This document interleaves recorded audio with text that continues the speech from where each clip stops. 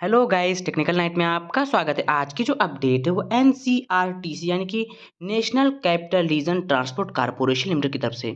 दोस्तों, इसमें आईटीआई या डिप्लोमा वालों के लिए जूनियर इंजीनियर, जूनियर मेंटेनर की टोटल 72 परमानेंट वैकेंसी निकल के आई हुई है। तो इस वीडियो में डिटेल्स में डिस्कस करेंगे क्या होगी एलिजिबिलिटी क्राइटेरिया, क्या सिलेक्शन प्रोसेस, एप्लीकेशन फीस क्या होने वाले, एग्जामिनेशन सेंटर क्या रखे जाएंगे। जैसा कि देख सकते हैं हमें एनसीआरटीसी की ऑफिशियल वेबसाइट पर इसका लिंक आपको इसी वीडियो के डिस्क्रिप्शन में मिल जाएगा, तो डायरेक्ट से पता जाएंगे। और जो भी कैंडिडेट चैनल पर नए हैं, चैनल को सब्सक्राइब जरूर कर लें, क्योंकि इस चैनल पर आपको टेक्निकल जॉब रिलेटेड सारी इन्फॉर्मेशन प्रोवाइड की जाती है। जैसे देख सकते हैं जॉब टाइटल में दिया हुआ requirement of operation and maintenance staff on direct recruitment basis permanent job होने वाली है। कि ओपनिंग डेट 24/3/2025 इसका ऑनलाइन एप्लीकेशन स्टार्ट हो चुका है, जिसको आप 24 अप्रैल 2025 तक अप्लाई कर सकते हैं। तो हम यहाँ पर क्लिक करके फुल नोटिफिकेशन ही पीरियड डाउनलोड कर लेते हैं। इंटरेस्टेड कैंडिडेट अप्लाई नाउ पर क्लिक करके अप्लाई कर देंगे। एनसीआरटीसी जो कि जॉइंट वेंचर है government of India and pertaining state government की।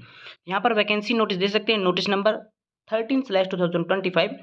ये आपकी ऑपरेशन एंड मेंटेनेंस की staff on direct recruitment basis होने वाली है। टेंटेटिव डेट ऑफ सीबीटी भी इसमें दिया हुआ है, जो कि एक्सपेक्टेड है मई 2025 में, यानी कि अप्रैल तक आपका एप्लीकेशन अप्लाई किया जाएगा, उसके बाद मई में आपका एग्जामिनेशन करा लिया जाएगा। बात कर लेते हैं नंबर ऑफ वैकेंसीज की, पे स्किल की। जो जूनियर इंजीनियर इलेक्ट्रिकल का पोस्ट कोड जिसका 1 है, उसमें पे स्केल आपका 22,800 रुपये स्टार्ट होगा। एनईएस आपका लेवल रहेगा NE5। यूआर की 8 वैकेंसी हैं, ईडब्ल्यूएस की 1 है, ओबीसी की 4 है, एससी की 2 है और एसटी की 1 है। टोटल 16 वैकेंसी आपको देखने को मिलती है इलेक्ट्रिकल में। यहाँ पर भी आपको इलेक्ट्रॉनिक्स की वैकेंसी भी 16 यानी कि 16 वैकेंसी देखने को मिलती हैं, और कैटेगरी वाइज डिस्ट्रीब्यूशन इलेक्ट्रिकल के जैसे ही किया हुआ है। इसी क्रम में देखते हैं जूनियर मैकेनिकल की टोटल 3 वैकेंसी हैं, जो कि 3 वैकेंसी आपकी यूआर की हो जाएगी। पे लेवल आपका 22,800 रुपये रखा जाएगा जेई पोस्ट के लिए। सिविल की 1 वैकेंसी रखी जो कि यूआर की हो जाएगी।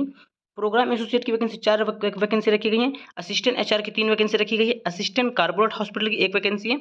जूनियर मेंटेनर इलेक्ट्रिकल की जो भी आईटीआई करके रखे हैं इलेक्ट्रीशियन से अप्लाई कर सकते हैं। बेसिक आपका 18,250 रुपये रखा गया। NE3 आपका लेवल हो जाएगा। टोटल 18 वैकेंसी देखने को यहाँ पे मिल जाती है। जूनियर मेंटेन मैकेनिकल की 10 सीटें देखने को मिलती हैं आपको, जिसमें 6 यूआर की वैकेंसी रखी गई। टोटल 72 वैकेंसी देखने को मिलती है। यहाँ पर पीडब्ल्यूडी किस कैटेगरी की पीडब्ल्यूडी अप्लाई कर पाएंगे यहाँ पर दिया हुआ है, तो जो भी कैंडिडेट पीडब्ल्यूडी से बिलोंग करते हैं वो यहाँ पर देख सकते हैं। बात कर लेते हैं दोस्तों eligibility criteria, essential qualification, maximum age limit के बारे में। तो जो आपकी जेई की पोस्ट है इलेक्ट्रिकल, इलेक्ट्रॉनिक्स, मैकेनिकल की, उसमें मैक्सिमम एज लिमिट 25 साल रखी गई है, और जो मिनिमम है आपकी 18 साल रखी गई है। देखिए 3 ईयर का फुल टाइम डिप्लोमा करके रखे हैं इलेक्ट्रिकल इंजीनियर से अप्लाई कर सकते हैं।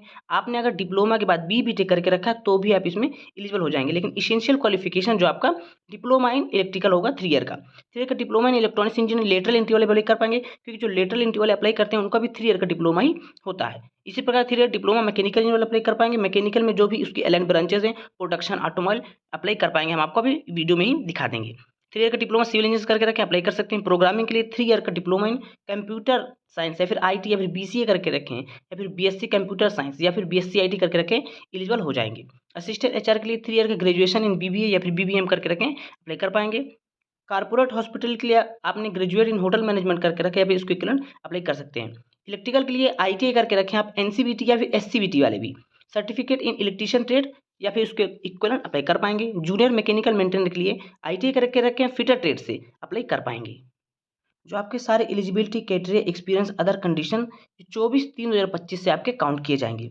देखिए candidate holding higher qualification in similar discipline में आल्सो अप्लाई, यानी यदि आपने डिप्लोमा करके रखा है इलेक्ट्रिकल इंजीनियर से, उसके बाद आपने डिप्लोमा कर लिया, सॉरी बीटेक कर लिया इलेक्ट्रिकल इंजीनियर से, तो आप इसमें अप्लाई कर पाएंगे। यानी कि जो भी हायर क्वालिफिकेशन है वो प्रिस्क्राइब क्वालिफिकेशन के साथ अप्लाई कर पाएंगे। यहाँ पर देखिए पोस्ट कोड जो कि 6 नंबर और 8 नंबर है, सॉरी 9 नंबर है, 8 नंबर 9 नंबर। तो candidate must have ITI qualification, यानी आपके पास आईटीआई होना मैंडेटरी है, without which higher qualification will not be consider. यानी कि अगर आपके पास आईटीआई नहीं है और हायर क्वालिफिकेशन है तो इसमें एलिजिबल नहीं है। यानी कि जो भी इसमें इसेंशियल क्वालिफिकेशन है आपका होना चाहिए, और हायर क्वालिफिकेशन करके रखें तो कोई दिक्कत वाली बात नहीं, अप्लाई कर पाएंगे। जो भी यूआर ईडब्ल्यूएस वालों के लिए मैक्सिमम एज में 25 ईयर रखी गई है, तो यहाँ पर SC/ST को 5 साल का, ओबीसी को 3 साल का एज में रिलैक्सेशन देखने को मिल जाता है। यहाँ पर आप देख सकते हैं, यहाँ पर आपको पीडब्ल्यूडी कैटेगरी देखना है। पीडब्ल्यूडी यूआर ईडब्ल्यूएस वालों का 10 साल का, पीडब्ल्यूडी ओबीसी एनसीएल का 13 साल का, पीडब्ल्यूडी SC/ST का 15 साल का। यानी कि जो भी पीडब्ल्यूडी हैं, जो भी रिलैक्सेशन उसमें 10 साल ऐड हो जाते हैं। जैसे कि आपका दिया हुआ है कि SC/ST को 5 साल का, तो 10 और 5 15 हो जाता है। बात करते हैं दोस्तों सिलेक्शन प्रोसेस की। तो सिलेक्शन प्रोसेस आपका केवल सीबीटी और मेडिकल एग्जामिनेशन के आधार पर हो जाएगा। कोई भी स्किल टेस्ट इंटरव्यू यहाँ पे नहीं रखा गया है। Syllabus for CBT will be hosted in the NCERT website में सेपरेटली आपको प्रोवाइड किया जाएगा। जैसे इसका ऑफिशियल सिलेबस आउट होगा, हम आपको टेलीग्राम के माध्यम से या फिर यूट्यूब के माध्यम से सूचना दे देंगे। Candidate will have the option to appear CBT होगा, जो कि हिंदी या फिर इंग्लिश में दोनों में से हो सकता है। देयर विल बी 100 क्वेश्चन आपको मिलेंगे CBT में, जिसमें 100 मार्क्स के ही होंगे। एक क्वेश्चन 1 मार्क का होगा। सबसे अच्छी बात है, there will be no negative marking, यानी कोई भी नेगेटिव मार्किंग नहीं रखी जाएगी। ड्यूरेशन आपको 1.5 घंटे का समय मिलेगा, यानी कि 90 मिनट का समय मिलेगा 100 क्वेश्चन करने के लिए। इसके बाद बात करते हैं टेस्ट सेंटर की। तो आपको एग्जामिनेशन देने के लिए Delhi NCR, Lucknow, Ahmedabad, Bhopal, Mumbai, Kolkata, Bhubaneswar, Hyderabad, Bengaluru and Chennai examination centre देखने को मिल जाते हैं। बात करते हैं प्रोबेशन पीरियड का। तो प्रोबेशन पीरियड आपका 2 ईयर का होने वाला है। सिक्योरिटी बॉन्ड जो कि 1.5 साल के लिए रखा गया। 1.5 साल में अगर आप 1.5 साल के पहले छोड़ते तो आपको 1,50,000 रुपये का बॉन्ड देना होगा। और आपको 1 मंथ पर notice on either side will be required to be served before resignation या फिर टर्मिनेशन फ्रॉम कारपोरेशन, यानी कि 1 महीने पहले आपको वहाँ पर बताना होगा कि मैं ये कंपनी छोड़ना चाहता हूँ, और आपको 1.5 साल के अंदर छोड़ते हैं तो आपको 1.5 लाख का बॉन्ड अमाउंट पे करना होगा। एनरोलमेंट्स के प्लेस ऑफ पोस्टिंग बारे में बात करें तो जो NE 50 पोस्ट का 22,800 रुपये बेसिक जेई का था, तो उसका इनिशियल बेसिक पे 22,800 रुपये रखा गया। यहाँ पर आपको वेरिएबल डिनर्स और VDA जो कि वेरिएबल होता है, HRA, perks and allowance under cafeteria approach at the applicable rate shall be provided other benefit and allowance as per the extend company rule, यानी कि आपको जो बेसिक है वो 22,800 रुपये, सैलरी आपकी नहीं, ये बेसिक है। इसी के आधार पर आपको VDA मिलेगा, HRA मिलेगा, तो लगभग आपको इन हैंड सैलरी 40,000 के समथिंग देखने को मिल जाता है। The selected candidate may be posted any office, workplace, project unit of NCRCTC या फिर any of subsidiary joint venture of NCRCTC में पोस्टिंग हो जाएगी। यानी कि जो भी जॉइंट वेंचर NCRCTC की या फिर वर्क या फिर कहीं वर्क प्लेस में, ऑफिस में, प्रोजेक्ट में आपको वहाँ पे किया जाएगा, सिलेक्ट पोस्टिंग की जाएगी। बात करते हैं payment of online application fees की। तो UR, OBC, EWS and ex serviceman candidate required to pay non refundable fees of 1,000 रुपये प्लस आपको GST देना होगा, जो कि 18% चलता है। तो आपको लगभग 1,180 रुपये एप्लीकेशन फीस देना होगा। यहाँ पर देखने वाली बात है कि यहाँ पर एक्स सर्विसमैन कैंडिडेट को भी फीस देना होगा, और यहाँ पे SC, ST, PWD कैंडिडेट के लिए कोई भी एप्लीकेशन फीस नहीं रखी है।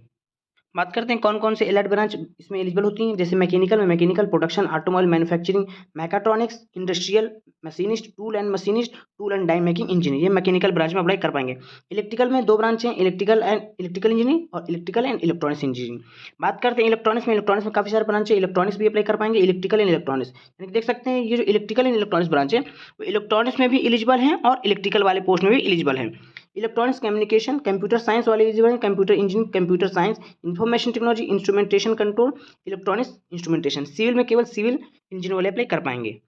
इस रिक्रूटमेंट से रिलेटेड अगर आपकी कोई भी क्वेरी है तो आप यहाँ पर recruitment2025@ncrct.in पर संपर्क कर सकते हैं।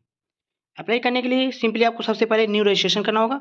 न्यू रजिस्ट्रेशन जैसे ही आपको हो जाएगा, if already registered please click on the sign in button पर क्लिक करके आपको रजिस्ट्रेशन ID पासवर्ड फिल कर देना होगा। यहाँ पर सारी स्टेप दिए हुआ। सबसे पहले आपको एप्लीकेशन पर्सनल डिटेल्स फिल करना होगा, एप्लीकेशन विद क्वालिफिकेशन डिटेल्स करना होगा, तीसरे में आपको अपलोड डॉक्यूमेंट्स करना होगा, चौथे में आपका पेमेंट करना होगा। उसके बाद आपका अप्लाई हो जाएगा। तो इस प्रकार आप स्टेप बाय स्टेप फॉलो करके अप्लाई कर देंगे। सो दोस्तों, एक बार देनी थी वीडियो पसंद आने वीडियो लाइक करें, चैनल को सब्सक्राइब जरूर कर ले। मिलते हैं अगली वीडियो पर, तब तक नमस्कार।